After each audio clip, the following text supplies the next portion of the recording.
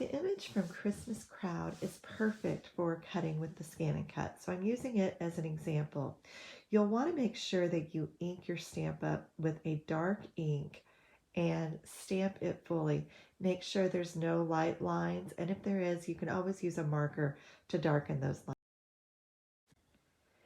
After you've stamped your image, you're going to want to place it onto the cutting mat. You will need to use a Brother ScanNCut mat. On this particular machine, you don't want to substitute your mat, so this is the only mat to use. When cutting Whisper White cardstock or designer series paper, I usually place my cutting blade between a 3 and a 4, and then place that back into the carriage for cutting.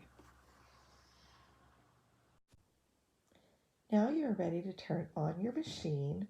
It does take just a minute to set up, and you're going to load your mat into the machine. Mine didn't load this first time, so I'm loading it a little bit later. You are going to hit scan, and you want a direct cut with your machine. And again, it didn't load, so I'm loading it here, and there it goes.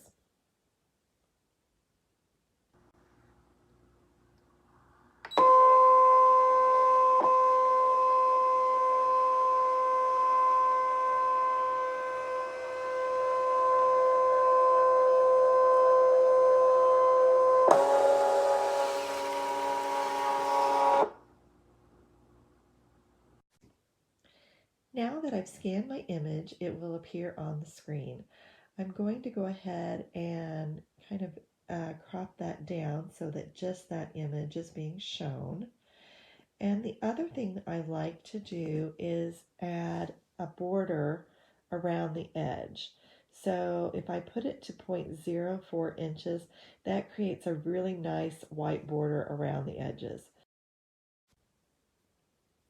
Once you reach this screen, you want to hit the cut button.